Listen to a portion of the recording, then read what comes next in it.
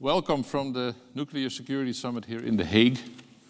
Of course, much of the attention was focused on the 50-some political leaders gathered here in The Hague for the summit. But there were some very important and interesting side events. And one of these side events was the Knowledge Summit. And I have 5 people here on stage who will talk about this Knowledge Summit and the importance of knowledge and the importance of sharing knowledge between countries, between scientists and NGOs.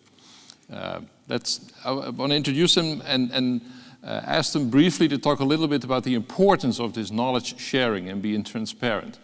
And these people obviously have a slightly easier life than the politicians. They can talk a little bit more freely, maybe dream freely. Of course, all knowledge and fact-based, but they have a little easier life. Let's talk a little bit about this Knowledge Summit and the progress, hopefully, that has been made. And let me start with a gentleman all the way on that side, Maas Pomper. He's research associate with the James Martin Center for Nonproliferation Studies. Please, your take on the Knowledge Summit, Maas. The Knowledge Summit was a 2-day summit in Amsterdam over the weekend before the official summit. And what I think was really interesting there is that there was a strong degree of consensus among the experts about really what needs to be done going forward to strengthen the global nuclear security architecture. And one of the more interesting elements was the real need to take up the issue of military materials. Most of the focus of the summit so far, the various summits have been on civil materials. And we probably won't hear too much about military materials today, but hopefully going into 2016, that'll be more of a focus. And what about, in your view, the political will to talk about this? Because it's a sensitive issue, of course. There's a lot of security, and secrecy involved in this kind of stuff. Well, the U.S. government has started offering its support to talk more about this, and one of the house gifts from the U.S. is a information exchange with the British and the French this year at one of the sites that holds such materials on ideas on how we might provide standards and accountability on military materials. So at least those 3 states with nuclear materials and nuclear weapons are willing to talk about it. Now, we need to get others, the other members of the nuclear weapon states like Russia and China, Pakistan, India, and so on to join, but that's certainly a step in the right direction. And what did other people and representatives, they're not really representing the other countries, but what did people from other countries say about this idea of involving and including the military material?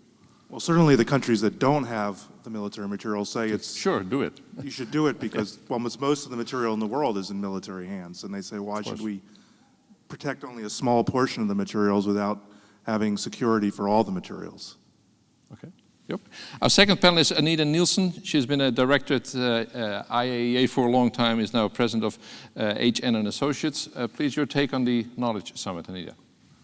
I think that one of the very important dimensions of the Knowledge Summit is that it's one of the few venues for normal people, normal general public and organizations which are not government involved and involved in negotiations of nuclear matters, to listen to the discussion and to convey their own views.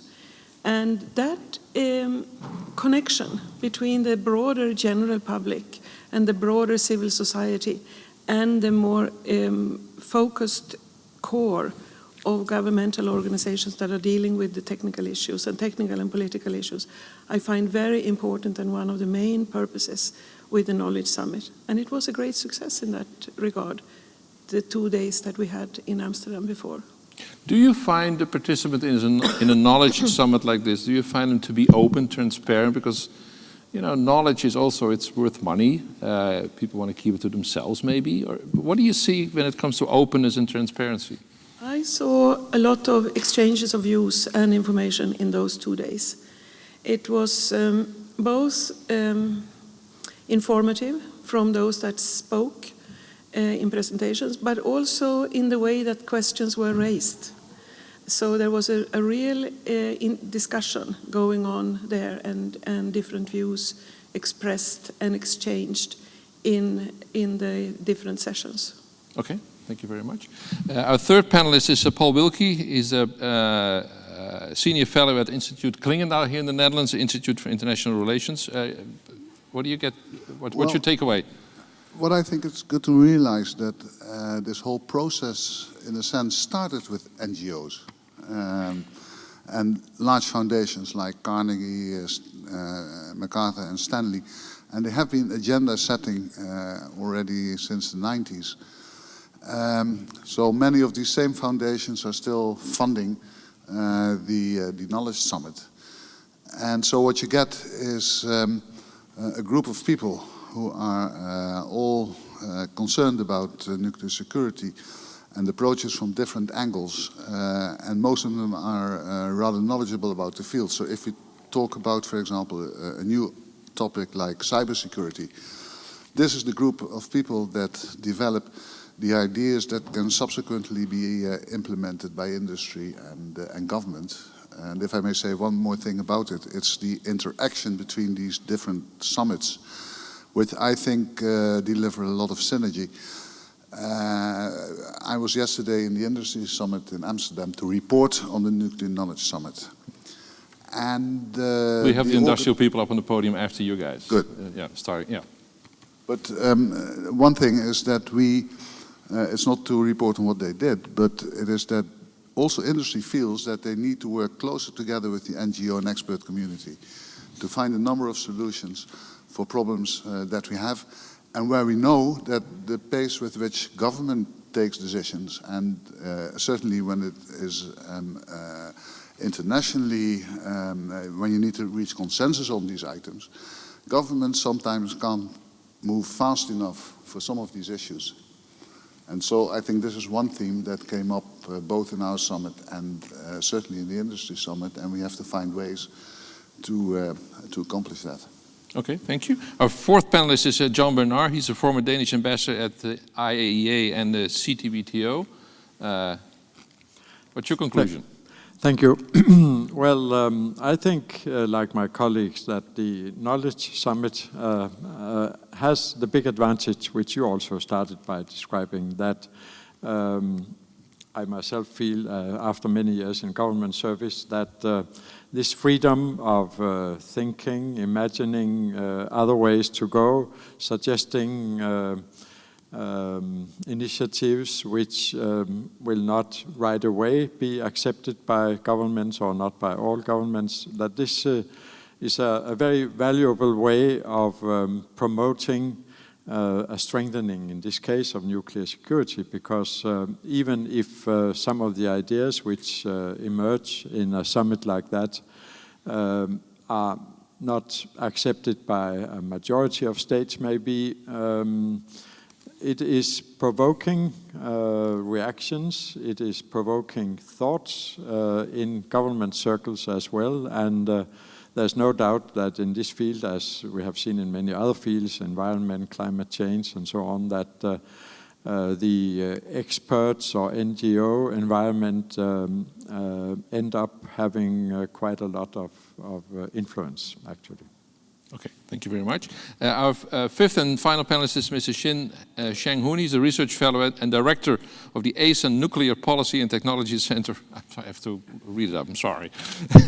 At the ASAN Institute for Policy Studies. Please, your conclusion after the Knowledge Summit. Okay, thank you very much.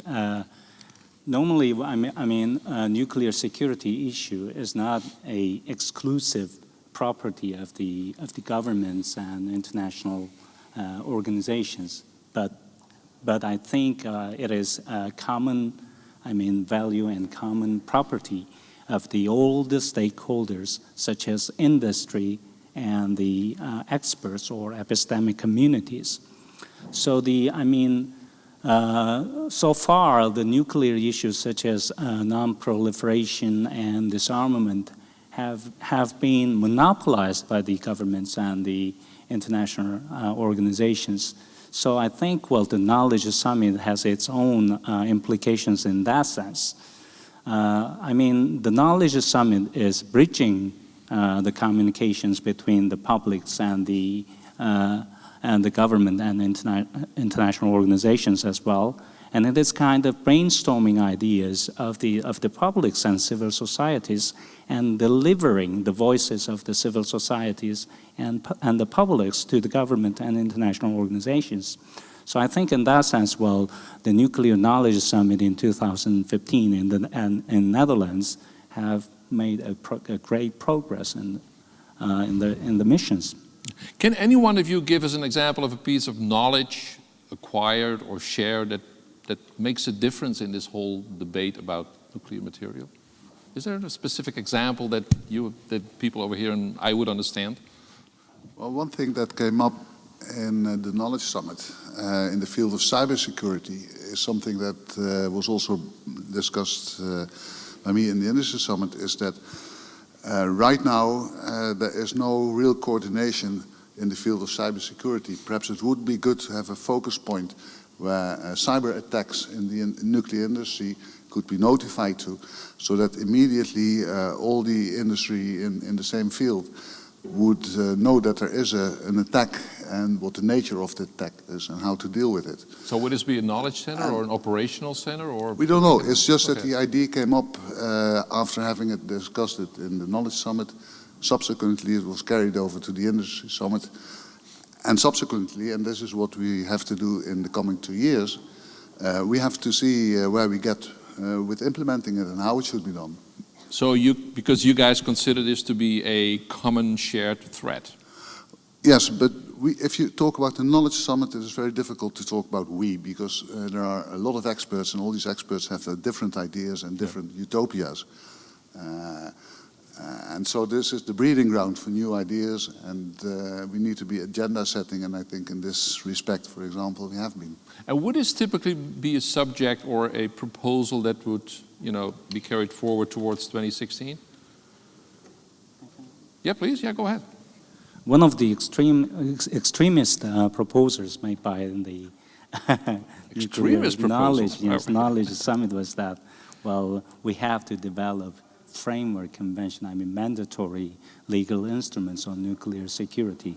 So in order to bridging the gaps of between the roles of the IAEA and the United Nations, and in order to bridging the gaps between the political agenda and technical agenda, and in order to bridging the gaps between the, hard governance and soft governance. But I said in my short introduction, you can speak, think freely, but when you use the word mandatory, the politicians say, wait a minute, right?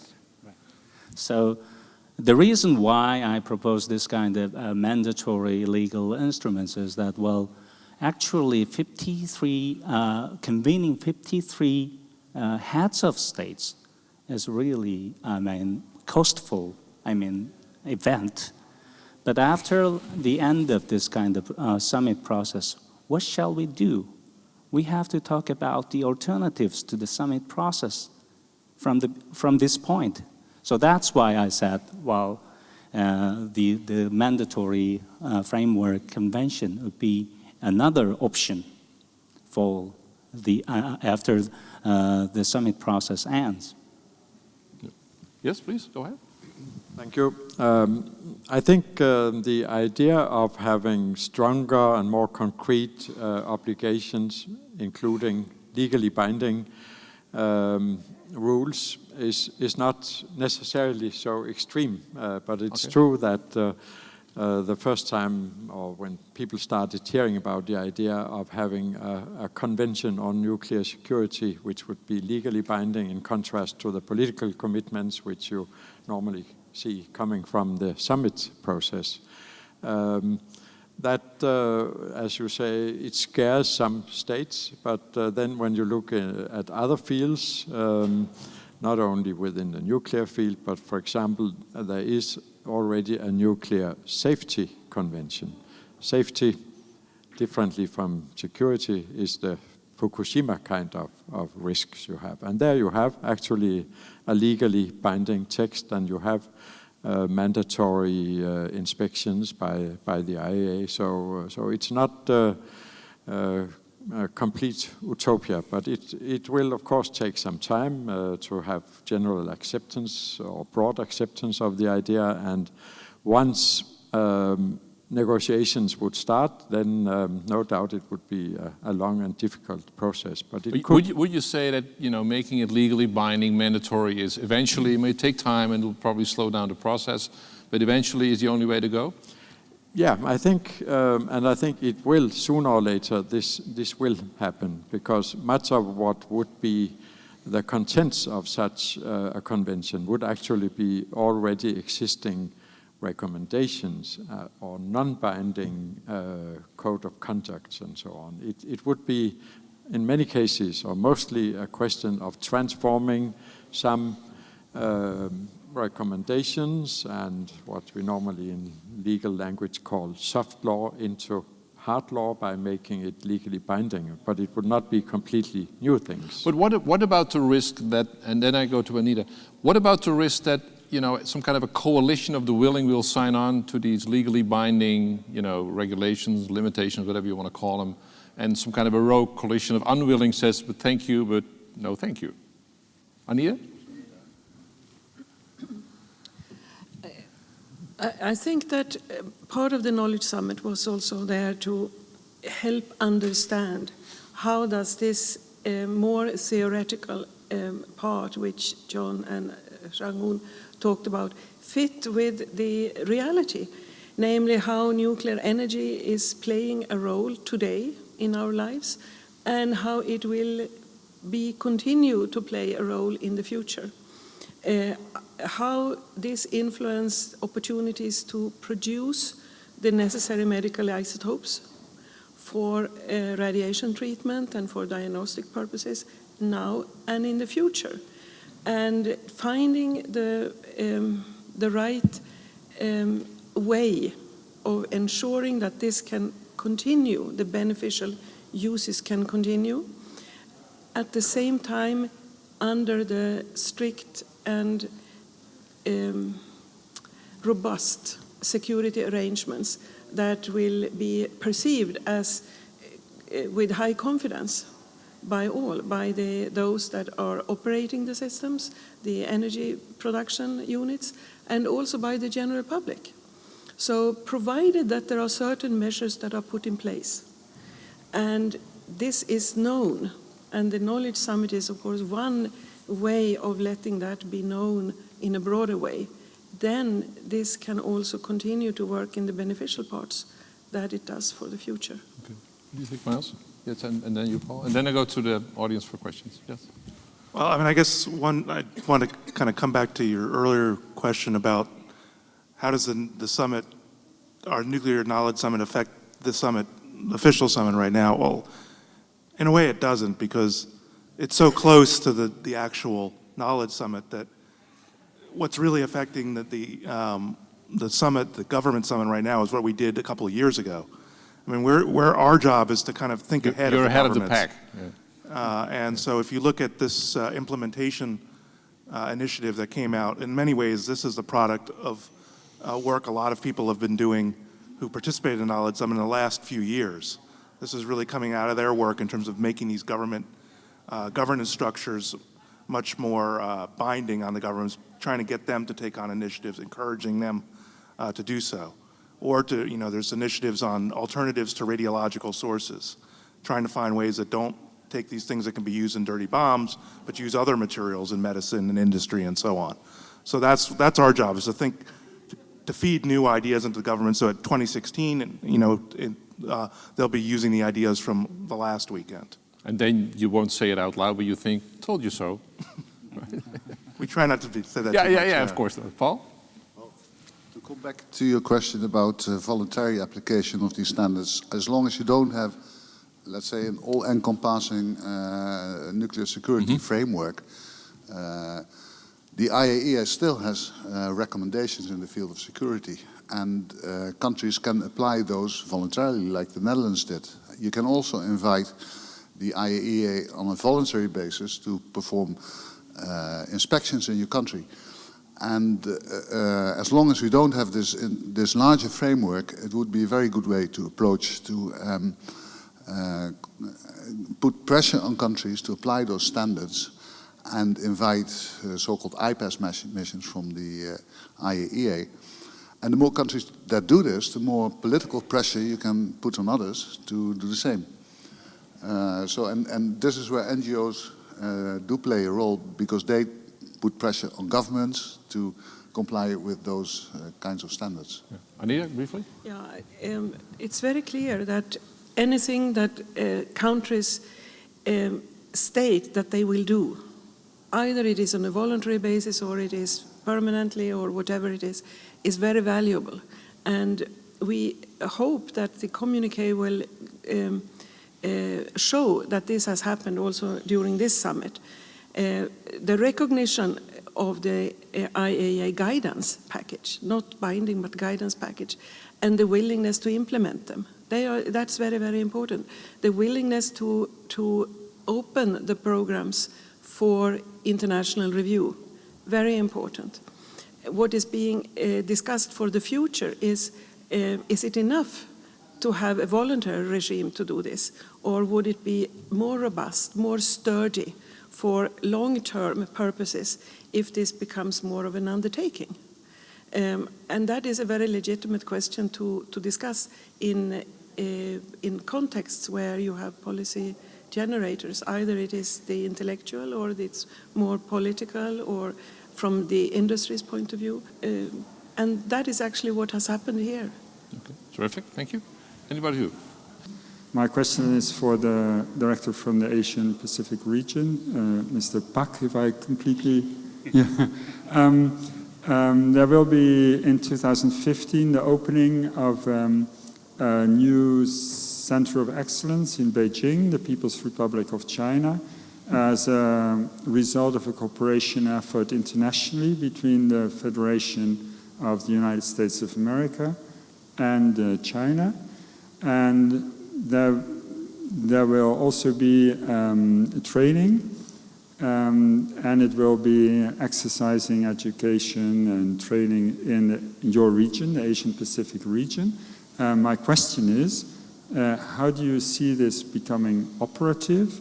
And are you looking forward to reporting on results in 2016 in Washington, D.C.? Okay. In Korea, the INSAO, which is the International Nuclear Security Academy, has already been opened up in this March. And in Japan, there is another Center of Excellence with regard to nuclear security. So in the year 2015, all the regional states, I mean China, Japan, and South Korea, will have centers of excellences with regard to nuclear security. So there must be a certain coordination and cooperation between these three countries. So we are sharing the information on how to coordinate the training programs as well as the, focusing areas. For instance, while China is keenly interested in the nuclear security as well as nuclear safety, and other regional states are also keenly interested in the interface between nuclear security and safety. So we are preparing for this kind of trilateral dialogues for sharing information and best practices with regard to nuclear security as well as nuclear safety and nuclear non-proliferation. So this is in place and in operation between these three countries. We set up a trilateral dialogues, but the progress is really slow. But nowadays, well, because of the political issues, historical reconciliation issues, it's going very slow. You have a fiberglass network linking the centers. Anybody else? Yeah, gentleman over there. Over the past years have been 2 other nuclear security summits and this summit. And in 2016 will be maybe the last summit in the United States. We're seeing that over the past years enough progress has been made that the most important issues regarding nuclear security can be addressed before the end of the last summit in 2016, or should the discussion about nuclear security be given a more permanent basis in the form of an organization or continuation of the summit after 2016? Okay. Will 2016 be the end, right? Yep. Anybody? Everybody here on the panel would probably give you pretty much the same answer. 2016, we're not ready yet. Much more has to be done, and if you look at the pace of developments, You can predict that in 2016 we will make another important step, but it will not be sufficient. So we need another organization, body to have these negotiations and discussions. Also because the Nuclear Security Summit only has 53 countries, and at some stage you need to broaden that to the whole international community.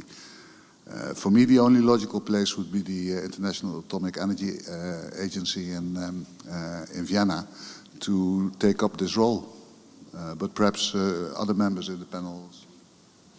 And there's different institutions or organizations that you, I mean, IAEA obviously is very important, but you could imagine different ways of organizing this. But I think the main thing to keep in mind is nuclear security is not something you just take care of once and it's done with. It's an ongoing process.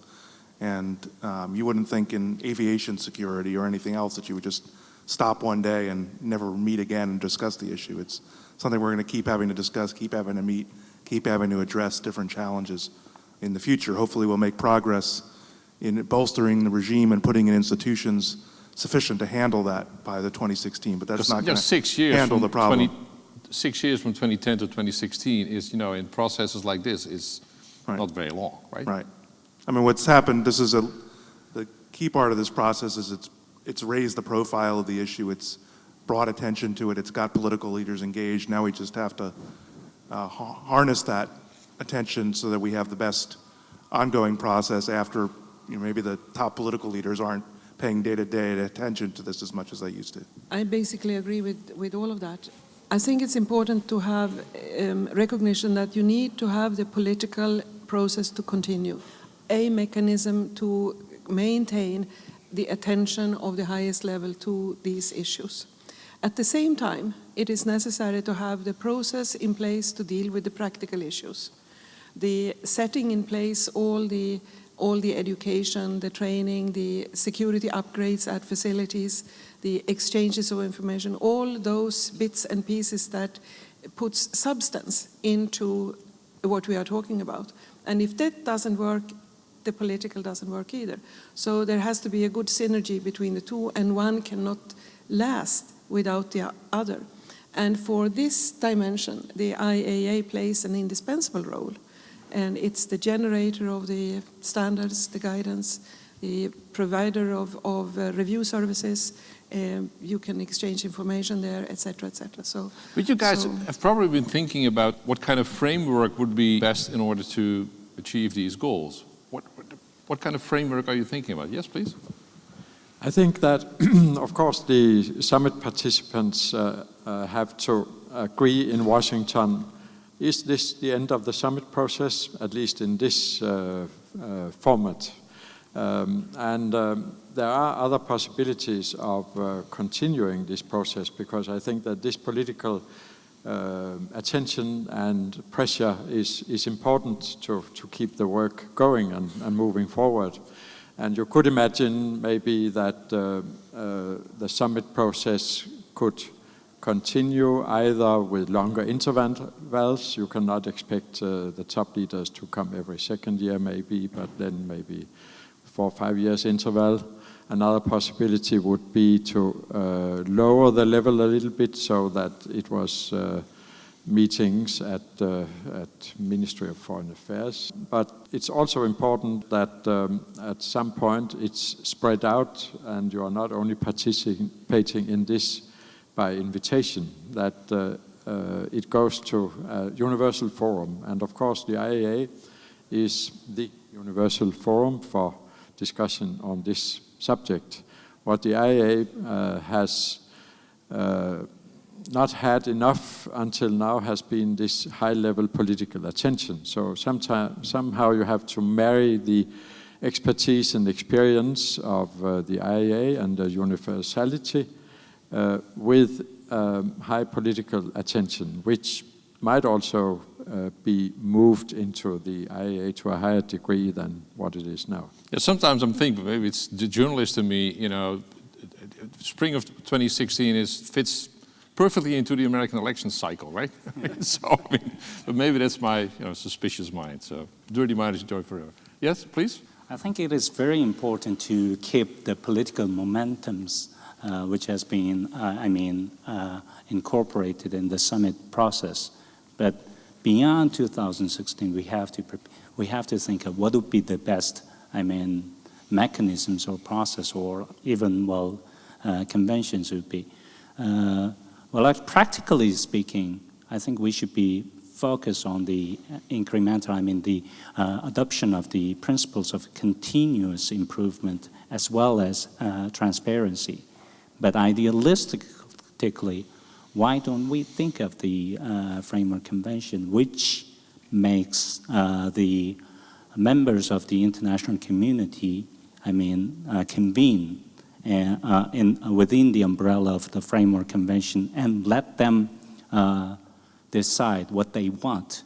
So, for instance, if we apply the Conference of Parties approaches in the Framework Convention, then it will, correct the, modify the lack of representativeness arguments in the summit process. Okay. Anybody? Yes, all the way in the back. You got it? Jonathan Tyrone with Bloomberg News.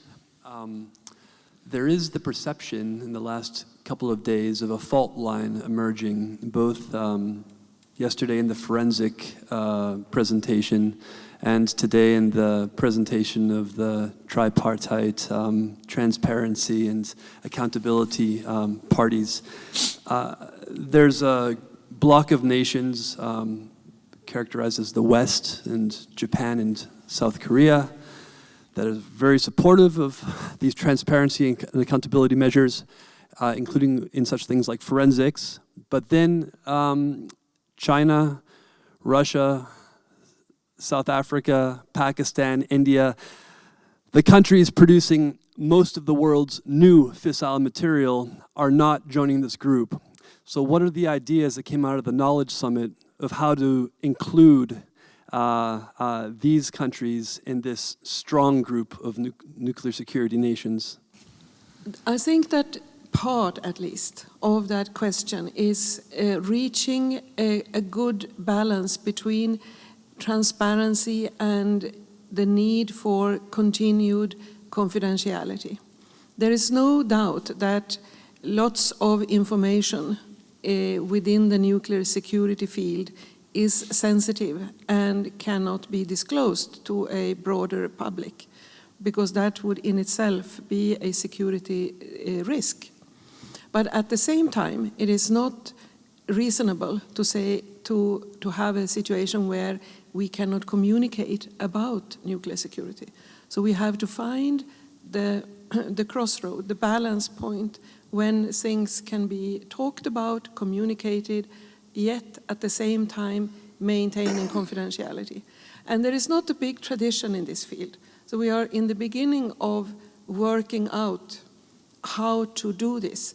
And with some time, when it becomes more clear how the questions can be dealt with, maybe that will also be gaining confidence with these countries that are now a bit hesitant in this field. Anybody else about this, Paul? I think there's a grouping of countries on the positive side. I don't think there is a grouping of countries that don't want it. They don't want it, or they don't want it now for very, very different reasons, probably. A country like Pakistan, of course, is very secretive about everything dealing with its nuclear program. Not only to the outside world, but also because they have internal threats and they want to shield it off against pretty much anything, including the outside world. So that might be a motivation for Pakistan. For China, I don't know whether they... I've had some discussions with people from China on this issue. And they also want to see better international standards, because they realize that if they deal with it in China, but in neighboring countries it is not dealt with, they might have the negative consequences of that. But that's a matter of time. So to come back, I think there is a grouping on the positive side who knows what they want. And we now have to draw more of those other countries into that assembly and make sure that they start to agree with us. And I think that will happen over time. Miles? Yes.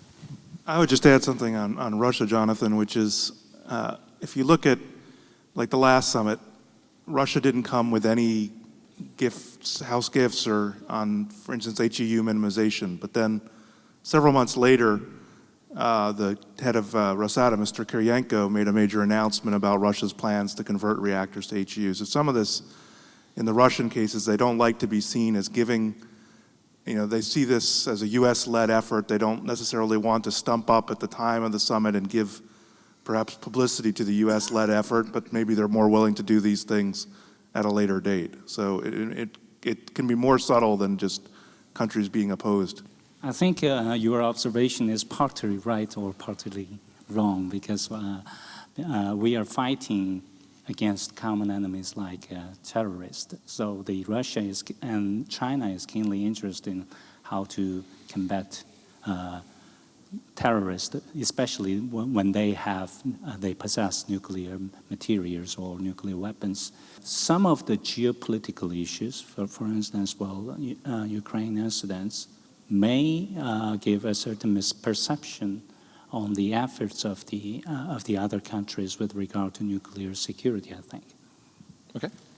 Yes. Yeah, I think it's not unusual in international affairs when you elaborate conventions that you have maybe a smaller group of states which at that moment are ready to go a little faster ahead than the others. And very, very often it has the consequence that gradually most of the others will follow suit. So I think it is a positive thing that some countries are a little more ambitious now, and hopefully that will influence also the others who, after all, in the communique, basically subscribe to the same things, but just are not ready for more concrete commitments. Okay. Miles, you mentioned at the beginning an informal exchange between the US, France, and UK. With what do you think they will start? What is the most problematic from your point of view, and with what should they start? That's a tough question. You probably have to ask them what they're going to start with, but I would think you're talking about material which people don't want to necessarily disclose too much about how it's secure or where it is. So you have to figure out what is there that's not so secret about the material. It's probably the amounts are probably not that big a deal. But how's the access? What's the protection? Where are the measures? Is much more complicated. And I don't think it's an accident that the three countries that are starting are treaty allies, who presumably are more willing to share this information with each other than other countries are. Okay. Yes. Gentleman over here in the front.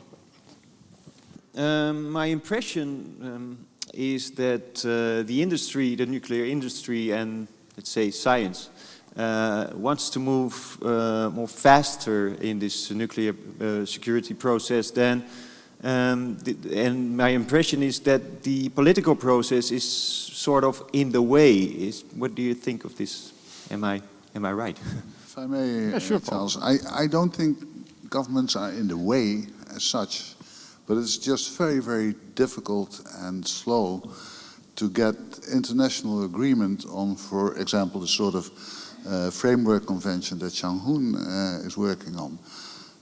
Everybody who knows the speed with which international negotiations go can predict that when you start these negotiations today, it would be a miracle if you finish them in 5 years' time. And so in the meanwhile, we have to find other solutions and in the interest of industry. And this is what is working. It's a parallel process, I would hope. And I think the way you described it, Miles, right, was, you guys come up with ideas, maybe a little wild, and a couple of years later, it's not so much the government slowing you down, but more following suit or something. Is that a more proper description? Right. Well, I think, the governments there's a lot of governments involved, and then within each government, you've got a lot of different agencies, all of which have their own bureaucratic views and initiatives. I mean, if you look at even this initiative, which was, the Dutch were the real leaders on this initiative, and even to get the United States, which generally has been a leader in the process, and to support this, you had to convince people, the regulator at the Nuclear Regulatory Commission, that these could be taken on, even though these are largely things that the U.S. was doing already in many ways. So it's just, you've got a lot of lawyers and other people in these institutions who are going through and checking the boxes on all these things before you sign on to it. So it just takes time. And our role is to get people to kind of get beyond their narrow little silos of thinking and try to think of the broad picture of what's important to security. I'd like to come back to one point, if you don't mind. It was mentioned in the very beginning about, the question whether, or your suggestion that we should include also military material, the 85%, and not only focus on the 15% non-military stuff. That would be significant. And I started out in my introduction, do some free thinking, fact-based of course, but do some free thinking where this could lead to. Because it's fascinating. Imagine, broadening the scope of this whole process to include the military material. It's all very much still pie in the sky and of course for tomorrow. But a lot of talk has been going into a fissile material cut-off treaty, which would forbid the production of fissile materials for these military purposes. And even negotiations are not starting. Perhaps we should be a little bit less ambitious and start with something like an inventory treaty, where countries at least would declare the amounts of their military stocks of fissile material. And in a controllable way, so you can actually check it. Yes, with verification, right? And then you would have everything in place for an FMCT. But again, it's not for tomorrow and not for the day after tomorrow. Mm-hmm, of course. But I think as a logical next step, we should at least know how much of these materials are around in these countries. That would be a good beginning. And from there, I think the nuclear weapon states or the nuclear capable states could agree to at least apply the same or higher security standards to their military stock as are being applied to the non-military stock.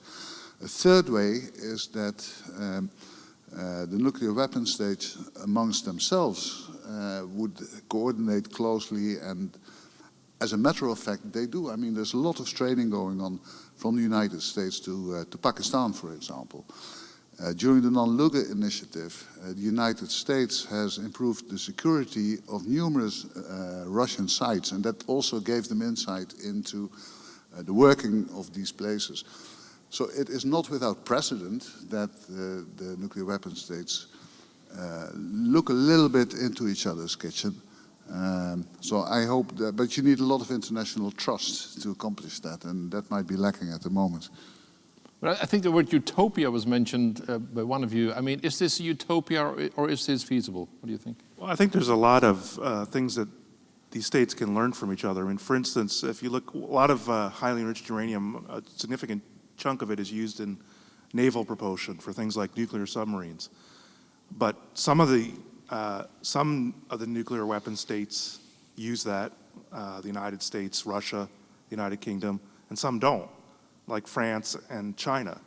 So, there are lessons that these countries could share with each other about ways to operate these, and which would get this kind of dangerous material out there and stop being produced and vulnerable to theft and other problems. Okay, yes?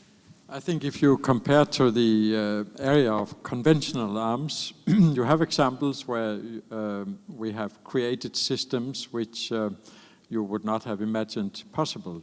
And therefore, I think in the nuclear field, it's very difficult. It's also more difficult than in the conventional field, but maybe not as impossible as it seems at first sight. For example... You're an optimist. For example, in the OSCE, you have various treaties, binding, legally treaties, from the happy 90s, mainly when the Cold War had stopped and you started to feel more confidence and wanted to create more confidence between East and West. There you have the so-called Conventional Forces in Europe Treaty, which allows East and West to participate in missions, inspections of each other's arsenals of conventional weapons. You have common exercises. You have the Treaty on Open Skies, where you allow each other to fly over your territory with the purpose of taking photos of what you can see on the ground. And things like that you would not have imagined during the Cold War.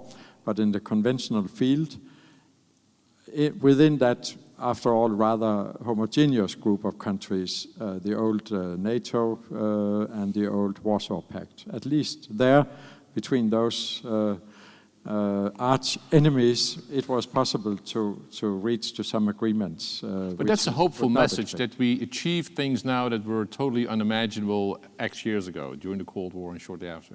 Yeah? And then Anita, please. In this summit process, de facto nuclear weapon states such as India, Pakistan, and Israel are attending. So, I mean, let us assume that if this summit process deals with military stockpiles, I don't think they will attend, even though the summit process deals can with... scare them off. Yes, right, deals with only the voluntary commitments. So there are so many things we have to do in that sense. So that's why I'm really accepting the concept of incremental approaches when it comes to the nuclear security. You mentioned the word utopia, and I think that we shall not forget an ultimate goal for all what we are doing here, namely the goal of a world without nuclear weapons. That must, after all, we must not forget that this is where we would like to go in the real end. And that will change, of course, many, many things. We've been talking about, I mean, Barack Obama said in his Prague speech, this whole issue of nuclear material is an immediate threat. Our Prime Minister, Mark Rutte, said in his opening speech, I mean, because of this whole process, the world is getting a bit safer. Talk a little bit, think a little bit about this question. Do we all make the world a tiny bit safer because of what we're all doing here, and you guys in your Knowledge Summit and all the work you're doing? What do you think? Okay, yes, your Prime Minister made very realistic observations of this summit process. Safer, right? Just a bit safer. So it has implication that we need much more to do as well. So I think, yes, in that sense, well, your Prime Minister's observation is very touching. And what about your contribution from all the work you do? Are you helping, contributing to a safer world? Yes. Without for that bragging? Purpose, yes. No, the bragging, yes. For that purpose, yes, we will do our best, I think, yes. So we are trying to, accumulate the voices from the publics as well as the voices of the civil societies and try to deliver these voices to the government and international organizations. Paul? Thank you. Yes, I think we can say rather with good conscience that this process of the summit and also the other summits outside the official one, they do contribute to making the world a little safer, but there's a very, very long way to go. And of course, in questions of terrorism, as we have seen so many times, you can never be 100% sure that nothing can happen. But you can do a lot more than is done now, and that's the aim of this process. Better safe than sorry, right? Yeah. Yes, Paul? Well, I tend to see this summit series as a milestone in projects that started in the 90s when the Soviet Union fell apart. I'm convinced that if we hadn't been very active in securing military stocks in Russia, preventing smuggling, working with the international community, that nothing from those weapon arsenals could come in the hands of criminals or terrorists. I'm convinced that we would have had incidents already by now. So a lot of work has been done, but it has to be continued, and it has to be directed also to other areas now to even make it safer. But I'm convinced that we have prevented incidents from happening. Terrific. Thank you. Anita? Yes, I agree. I think the process has been very, very useful in mobilizing both the political dimension, political commitment, And we can discuss the degree of it, but there is a mobilization of political commitment, that's without doubt. And mobilization of the non-governmental community with extensions to the general public, and then also mobilization of the nuclear industry. So the synergy of these three pieces clearly contributes to making the world a safer place. That's clear. Miles, final word for you. Well, I think if you think about this as kind of a race against time, it's a race to try to secure these materials before terrorists get access to them. Our role, if you could look at some of these races like bike races or horse races or just running races, there's usually someone in the front who goes much faster than people to try to get them to move ahead, and that's our role. We're the people who run fast, and maybe other people take up that baton at other times, but we're trying to bring people along by moving faster and getting them to increase the pace, and I think that's happening. The other ones with the whip. Keep running. Thank you all very much. Thank you very much, all 5 of you.